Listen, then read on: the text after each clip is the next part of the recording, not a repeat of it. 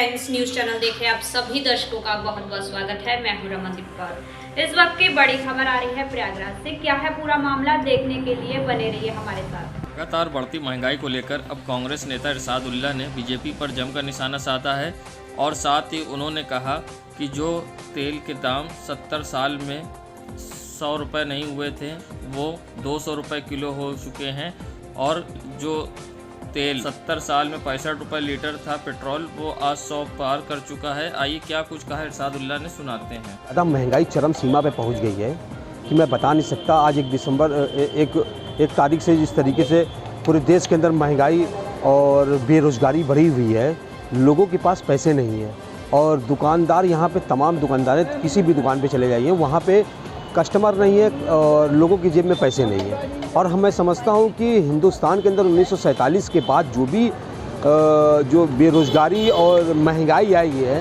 वो कभी ऐसी महंगाई नहीं थी। कड़वा तेल जो खाने वाला तेल, कड़वा तेल जिसको कहा जाता है, वो तेल 70 रुपये में आने के लिए 70 साल लग गए और इस 7 साल में 200 के पार हो गए। और यही हाल पेट्रोल का भी रहा, 70 साल लगे 65 रुपये में आने में और 100 के पार जाने में सिर्फ 7 साल लगे। जितनी तेज़ी से महंगाई बढ़ रही है, बेरोज़गारी बढ़ रही है, जिस तरीके से लोगों के पास भुखमरी के कागार पे लोग पहुंच गए, अब हमको नहीं समझ में आता कि लोग अब क्या करेंगे, कैसे खाएंगे, कैसे कमाएंगे, क्योंकि कुछ भी लोगों के पास बचा नहीं है। संगम नगरी प्रयागराज में जांच टाउन में बच्चा नामक शख्स की गोली मारकर हत्या कर दी गई। अतरसुइया के रहने वाले बच्चा यादव अपने दोस्त के साथ रोज मॉडल शॉप पर शराब पीने आते थे। आज भी शराब पीने के बाद ये लोग मेडिकल स्टोर पर बैठकर बात कर रहे थे।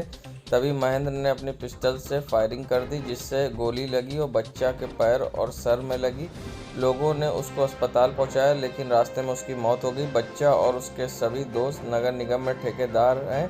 शराब पीने के बाद तीनों में बहस होने लगी। तैश में आए महेंद्र ने बच्चा पर गोली चला दी। पुलिस के मुताबिक अभी आपस में अच्छे दोस्त थे, लेकिन घटना क्यों हुई इसकी गिरफ्तारी के बाद ही साफ होगा। ये बच्चा यादव और राजेश यादव और महेंद्र यादव, ये तीनों लोग आपस में बहुत अच्छे दोस्त हैं और एक वीरेंद्र कुमार यादव कंस्ट्रक्शन करके कंपनी बना करके और साथ में जॉइंटली ही काम करते हैं। नगर निगम के ठेकेदार हैं तीनों लोग। बच्चा यादव रहने वाले हैं अतरसुइया थाना क्षेत्र के बाबा जी के बाग के और महेंद्र सलोरी के रहने वाले हैं। राजेश यहीं का अशोकनगर का। ये तीनों लोग लगभग 1.5-2 सालों से बताया जा रहा है कि इनकी ड्रिल थी कि यहाँ मॉडल शॉप पे आते थे, यहाँ बैठते थे और इसके बगल में जो ये अपनी मेडिकल स्टोर की दुकान है, यहाँ भी इनकी बैठना उठना था और अक्सर आना जाना होता था साथ में ही। आज भी ये लोग साथ में ही आए थे और ड्रिंक किए थे। ड्रिंक करने के बाद ही आपस में इनकी कहासुनी हुई है, बात बिगड़ी है और उसी में महेंद्र ने अपने लाइसेंसी पिस्टल से गोलियाँ चलाई है, जो इनके कई गोली लगी हैं बच्चा यादव को और इनको अस्पताल भेजा गया है, जहां डॉक्टरों ने उनको मृत घोषित कर दिया गया है। अभी इनके परिवार के लोग आ गए हैं, उनसे पूछताछ की जा रही है, FIR दर्ज की जाएगी और अभियुक्तों को सिर्फ गिरफ्तारी के लिए टीमें लगेंगी। संगम नगरी प्रयागराज में पहुंचे डिप्टी सीएम केशव प्रसाद मौर्य ने यूपी विधानसभा चुनाव 2022 को लेकर विपक्षी दलों पर बड़ा हमला बोला है। डिप्टी सीएम ने कहा कि सारे विपक्ष दलों को एकजुट हो जाना चाहिए। किसी को कोई शक ना रह जाए कि अगर वो एकजुट हो गए तो शायद परिणाम कुछ और होता। डिप्टी सीएम केशव प्रसाद मौर्य का दावा है कि 100 में 60 हमारा, बाकी 40 में बंटवारा, उसमें भी हमारा। डिप्टी सीएम ने कहा कि विपक्ष चाहे जितना एकजुट दिखा ले, लेकिन प्रदेश में एक बार फिर बीजेपी सरकार बनने जा रही। उन्होंने कहा आगामी विधानसभा चुनाव में भारतीय जनता पार्टी को 300 से अधिक सीटें मिलने जा रही। जनता सपा और बसपा के भ्रष्टाचार वाले कार्यकाल को देख चुकी है। अच्छा, 2022 के चुनाव को लेकर सारी पार्टियां एकजुट हो रही हैं। 100 में 60 हमारा, बाकी में बंटवारा। कई पार्टियां हैं जो सपा, कई नेता हैं एकजुट हो रहे हैं और नहीं, सारे लोग एकजुट हो जाएं। हम लोग तो चाहते हैं कोई ऐसा बकाया न रखे, कोई इधर उधर हो तो वह भी जाके शामिल हो जाए क्योंकि यह फैसला हो ही जाना चाहिए एक बार कि देश की, प्रदेश की जनता भाजपा और मोदी जी को ही प्यार करती है और मेरा पूरा विश्वास है कि हम 300 से ज़्यादा सीटें, कोई गलतफहमी नहीं है, पूरे आत्मविश्वास के साथ कह सकता हूं, जनता का आशीर्वाद फिर भाजपा को प्राप्त होगा। यहाँ पर पीएम का कार्यक्रम प्रयागराज में संवादित है, कब है और क्या क्या अभी कोई कार्यक्रम ऐसा संभावित नहीं है, ऐसी कोई सूचना नहीं। अच्छा, ये जो परीक्षा अभी हुई है हाल में पीटी की परीक्षा, इसमें नकल माफिया सक्रिय रहे, पूरी परीक्षा को रद्द कर देना पड़ा। देखिए, माफिया किसी भी क्षेत्र के होंगे, माफियाओं के खिलाफ कार्रवाई होती है और जो ऐसे नकल माफिया हैं और जो इस प्रकार के गैंग का संचालन करते हैं उनके बुरे दिन शुरू हो गए। यूपी विधानसभा चुनाव 2022 में अभी भले ही वक्त है, लेकिन नेताओं की सियासी बयान लगातार तीखे होते जा रहे हैं। संगम नगरी प्रयागराज में पूर्व सांसद सावित्रीबाई फूले ने भारतीय जनता पार्टी पर तीखा हमला किया है। साथ ही संविधान खत्म करने के भी आरोप लगाए हैं और बदलने के भी आरोप लगाए हैं। आइए क्या कहा है उन्होंने, सुनाते हैं आपको। बीजेपी जब मैं 2014 में सांसद बनकर के लोकसभा में गई और 1 साल तो मुझे समझने में लगा, जब मैं समझ पाई तो मुझे लगा कि बीजेपी आरएसएस की सरकार जो संविधान को बदलना चाहती है, संविधान में दिए गए कानून को ख़त्म करना चाहती है, समाज के लोगों को गुलाम बनाना चाहती है। और जब ये मुझे पता चला तभी सदन से लेकर सड़क तक मैंने आवाज़ को बुलंद किया और 2017 से लेकर अब तक हम निरंतर आंदोलन चला रहे हैं। और 26 नवंबर 2021 को हमने बहुत बड़ा आंदोलन लखनऊ की उत्तर प्रदेश की राजधानी लखनऊ में किया है और उस आंदोलन में सभी हमारे राष्ट्रीय स्तर के नेताओं ने हाथ उठा करके शपथ लिया है कि भारत के संविधान को बचाने के लिए, भारत की बहुजन की आज़ादी को बचाने के लिए, संविधान में दिए गए कानून को बचाने के लिए हम सब लोग एकजुट होंगे। और इसको संविधान को बचाने के लिए ही हमने ये फैसला लिया कि ये बीजेपी आरएसएस की सरकार जैसे पार्टी को मैंने लात मार दिया सांसद पद छोड़ करके, और समाज की आज़ादी के लिए, संविधान को बचाने के लिए मैं आज काम कर रही हूँ। संगम नगरी प्रयागराज, जहां डिप्टी सीएम केशव प्रसाद मौर्य ने एक ट्वीट किया है जिसमें उन्होंने लिखा है, अयोध्या काशी भव मंदिर निर्माण जारी, मथुरा की तैयारी है। अब इसके बाद जहां संतों ने खुशी जाहिर करी तो वहीं अब किन्नर अखाड़े की महामंडलेश्वर कल्याणी नंद गिरी उर्फ छोटे किन्नर का भी बड़ा बयान आया है। आइए सुनाते हैं क्या कुछ कहा उन्होंने। जी, मैं बहुत धन्यवाद करती हूँ अपने केशव प्रसाद मौर्य जी को, जो हमारे उप मंत्री हैं, कि उन्होंने अगर ये ऐसा बोला है और कभी भविष्य में अगर ऐसा हुआ कि जैसे राम जन्मभूमि राम मंदिर का निर्माण हुआ और हमारे काशी विश्वनाथ में शिव मंदिर बना, उसका निर्माण हो रहा है, अभी काम होएगा। और अगर भविष्य में कभी श्री कृष्ण जी की जैसे जन्मभूमि वृंदावन है, अगर कभी वहाँ भव्य मंदिर बना तो हमारे किन्नर अखाड़े के सारे संतों को बहुत खुशी होगी। बहुत हम तो उस मंदिर का इस तरीके से हम लोग स्वागत करेंगे कि जैसे एक उत्सव मनाया जाता है, हम लोग नाचते गाते ढोल ताशे के साथ पूरे किन्नर अखाड़े के संत जितने भी एक शोभा यात्रा निकालेंगे और श्री कृष्ण भगवान का बहुत भव्य तरीके से उनका दर्शन लेंगे और दर्शन करेंगे मंदिर में जाके, और पूरे मथुरा वृंदावन में नाचते गाते पूरे मथुरा वृंदावन को हिला देंगे हम लोग।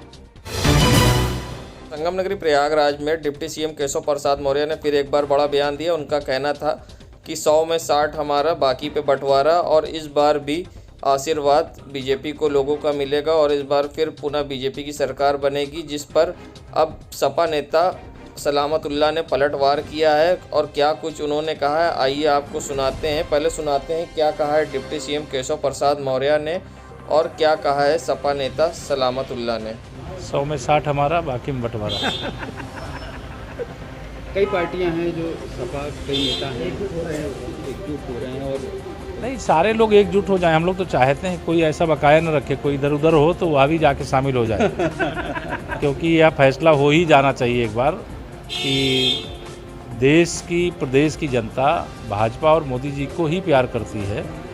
और मेरा पूरा विश्वास है कि हम 300 से ज़्यादा सीटें, कोई गलतफहमी नहीं, पूरे आत्मविश्वास के साथ कह सकता हूं, जनता का आशीर्वाद फिर भाजपा को प्राप्त होगा। पहली बात तो आज बड़ी खुशी हो रही है कि माननीय उप मुख्यमंत्री जी ये कह रहे हैं कि 100 में 60 हमारा। अब इससे जनता को तो ये पता चल गया कि मुख्यमंत्री जी झूठ बोल रहे थे कि सब हमारा। जब 100 में 60 आज इन्होंने एक्सेप्ट किया है तो 100 में 90 भी एक्सेप्ट करेंगे। हमारे राष्ट्रीय अध्यक्ष जी ने तो ये यहाँ तक कह दिया कि 400 सीट हम लेंगे, 3 सीट छोड़ेंगे इनके लिए, और वो 303 सीट पे ना ये रहेंगे ना बाबा जी रहेंगे।